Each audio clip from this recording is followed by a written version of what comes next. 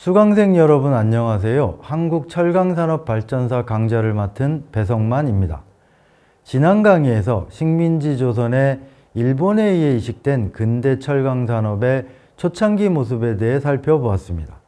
네 번째 강의는 여기에 이어서 1930년대 식민지 공업화와 철강산업이라는 주제로 1930년대 이후 한반도의 철강산업에 어떤 변화가 있었는지 살펴보겠습니다.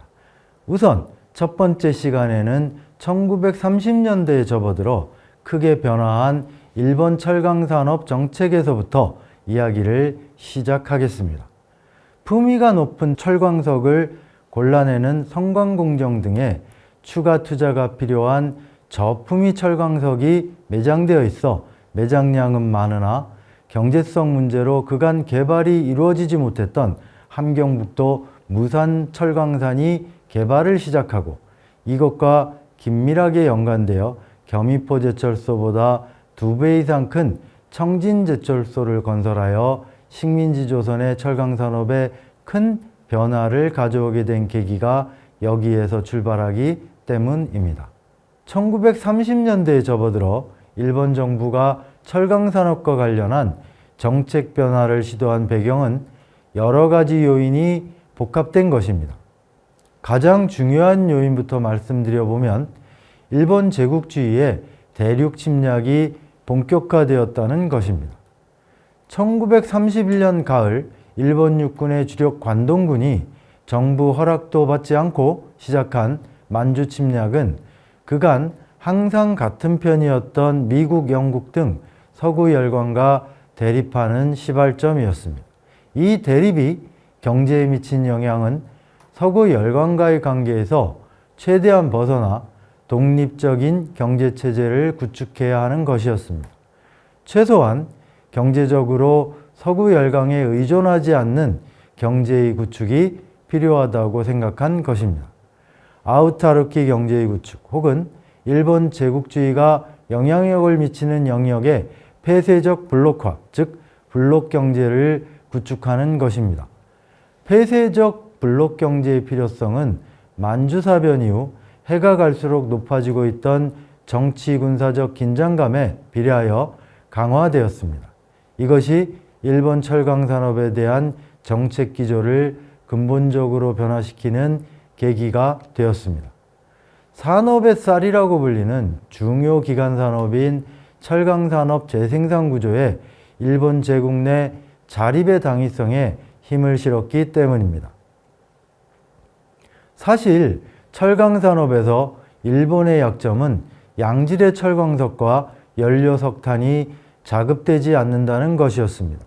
메이지 유신 이후 서구 근대 철강산업 기술을 이식하여 관영 야하타 제철소 등을 건설하여 철강제를 생산하였지만 앞서 보았듯이 원료 철광석은 식민지 조선, 중국 등 대륙에 의존해야 했습니다.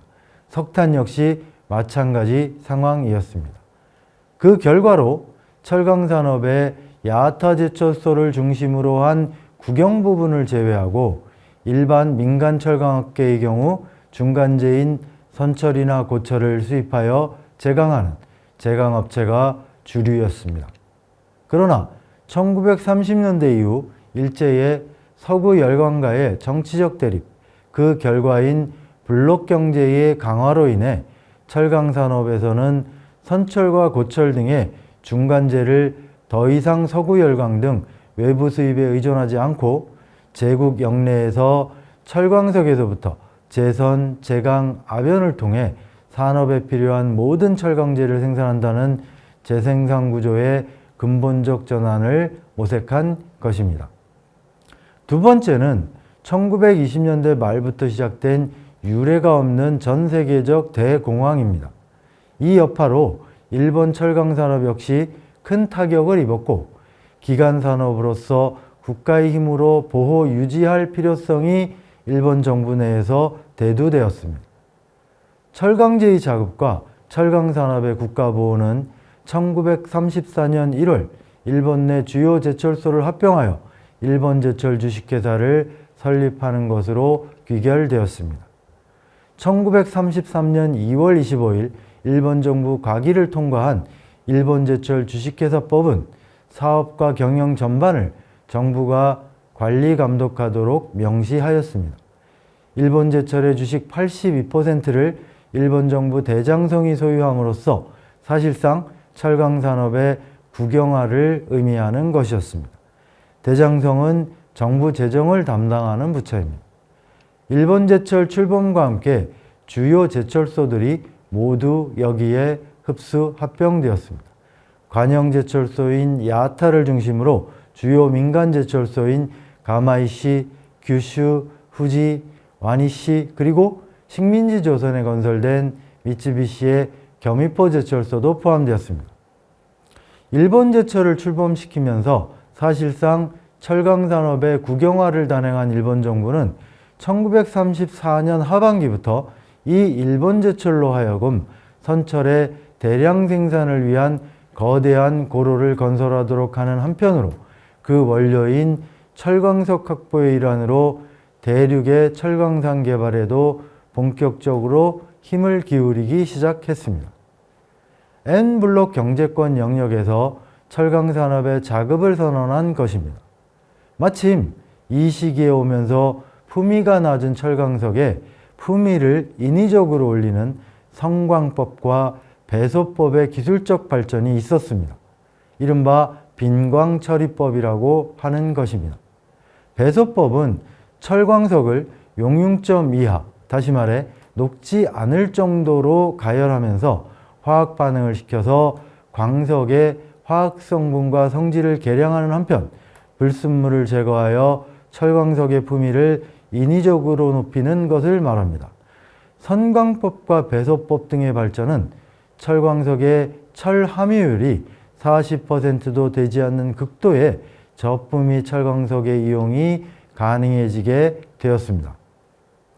이러한 철강산업의 기술적 진전으로 그간 경제성이 떨어지는 빈광이라 하여 거들떠보지도 않았던 대륙의 철광산들이 주목되기 시작하였습니다. 특히 채굴하기 쉬운 노천광산이고 동양 최대라고 불릴 정도로 거대한 매장량을 가지고 있었던 식민지 조선의 함경북도 무산철광은 일본 정부가 가장 주목한 광산이었습니다. 만주 쇼와-제강소 안샨제철소의 성공적인 건설도 저품위 철광석을 매장하고 있는 대륙의 철광산 개발에 힘을 실었습니다. 안샨제철소 건설은 만주공업화를 목적으로 일본 관동군이 주도한 것입니다. 이 제철소가 주목된 이유는 안샨지구의 철분 함유가 낮은 저품위 철광석을 환원 배소법과 같은 빈광처리법을 개발, 적용하여 대형 고로 작업을 통해 저렴한 선철을 생산하는 데 성공하였기 때문이었습니다. 이렇듯 일제가 철강산업의 아우타르키화를 선언하며 일본 제철을 출범시키고 대륙의 철광산 개발에 본격적으로 나서게 되자 민간의 일본 재벌들도 정부 정책에 편승하여 철광산 개발에 참가합니다. 식민지 조선도 예외는 아니어서 무산철광산 이외에도 조선 내 철광산 개발을 위해 일본 재벌들이 경쟁적으로 조선에 진출하기 시작했습니다. 여기에 대해 당시 식민지 조선 언론은 현재는 바야흐로 금의 시대가 가고 철의 시대가 도래했다라고 보도했습니다. 조선 총독부 역시 이러한 일본 본토의 움직임을 절대적으로 환영하는 분위기였습니다. 여기에는 식민지 조선만의 좀 더 절박한 문제가 있었습니다. 제1차 세계대전의 전시특수가 끝난 이후 1920년대 전기간에 걸쳐 진행된 장기불황은 그 끝점에서 터진 전 세계적 대공황으로 절정에 이르렀습니다. 문제는 이런 장기불황 속에서 일본 미국 가격이 폭락하여 식민지 조선 경제에 심각한 타격을 가했다는 사실입니다. 일제가 조선을 식민지로 만든 이후 경제정책에서 가장 중점을 둔 것은 어떻게 더 많은 미국을 증산하여 최대한 일본으로 보낼 수 있을까 하는 것이었습니다. 그 일환에서 1910년대에 전국적으로 실시한 것이 토지조사 사업입니다. 이를 토대로 하여 1920년대부터는 토지 개량과 농사 개량을 양대축으로 하는 본격적인 산미 증식 계획을 정책적으로 실시하였습니다. 일제의 목표는 900만 석을 증산하여 그 절반 이상을 일본에 공급하는 것이었고, 조선총독부는 그 목표를 달성하기 위해 정책적 역량을 집중했습니다. 그런데 의외의 상황이 벌어지게 됩니다. 쌀폭동이 일어나 조선 1대 총독 출신인 데라우치 마사타케가 이끌던 내각이 총사퇴하는 등 정권 붕괴까지 일어난 1910년대 말의 일본 쌀 부족 상황이 1920년대 말에는 정반대가 된 것입니다. 1910년대 말 절정이었던 제1차 세계대전 전시특수를 지나 1920년대에 장기불황으로 일본의 쌀 가격이 폭락한 것입니다. 그 결과로 식민지 조선에서 생산된 쌀의 대일본 이출이 벽에 부딪히게 된 것입니다. 미국이 남아돌자 일본 본토 농민들이 외부에서 들어오는 쌀을 막을 것을 일본 정부에 요구하는 상황까지 벌어졌습니다. 결국 조선의 식민지화 이후 1920년대까지 20년간 지속된 미국 증산을 중심으로 하는 기존의 조선총독부 산업정책을 근본적으로 바꿀 필요가 생겼습니다. 왜냐하면 그대로 두면 식민지 조선의 경제 토대가 붕괴될 수 있고, 이것이 사회경제적 불안을 고조시켜 식민지의 안정적 통치가 위협받을 수 있기 때문이었습니다. 조선총독부의 경제정책 기조의 대전환은 불황이 장기화 조짐을 보이던 1920년대 후반부터 그 모습을 드러냈습니다. 불황 탓에 전력 수요처에 대한 전망이 서지 않아 식민지 조선 내에 발전소 건설을 주저하고 있던 미쓰비시로부터 장진강 수력전기 개발 권리를 빼앗아 일본 신흥재벌 니치스에게 부여한 조치는 조선 총독부가 조선의 공업화, 이른바 식민지 공업화를 밀고 나가겠다는 의지를 알리는 신호탄이었습니다. 조선 총독부가 기존 농업 중심 일변도에서 벗어나 강력하게 공업화 정책을 밀고 나갈 수 있었던 것과 관련해서는 당시 조선 총독이었던 우가키 가지시게의 역할도 거론할 필요가 있습니다. 우가키는 미국과 소련에 대항하여 일본 제국이 나아갈 길과 관련하여 일본과 조선, 만주를 아우르는 이른바 일본의 중심 발전론을 주창하였고, 이를 위해서는 조선의 적극적인 산업 개발이 필요하다는 구상을 가지고 있었습니다. 일본 중앙정계에서 막강한 영향력을 가진 인물이었던 우가키의 이러한 구상은 조선 총독부의 공업화 정책 추진에 주요한 동력이 되었다고 할 수 있습니다. 조선 총독부가 구상하는 식민지 공업화에는 철강산업 육성이 핵심 사업으로 자리 잡고 있었습니다. 일본 정부도 주목하는 무산 철광산 개발과 함께 그 인근에 대규모 제철소를 건설하겠다는 계획을 포함시킨 것입니다.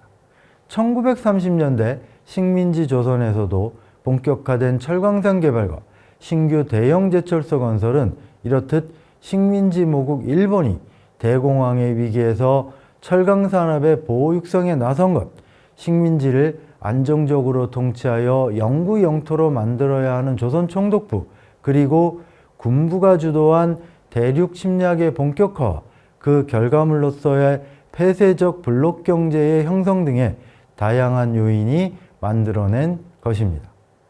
다음 시간은 이러한 배경 속에서 식민지 조선에서 시작된 무산철광산의 개발과 청진제철소 건설 과정에 대해 구체적으로 살펴보도록 하겠습니다.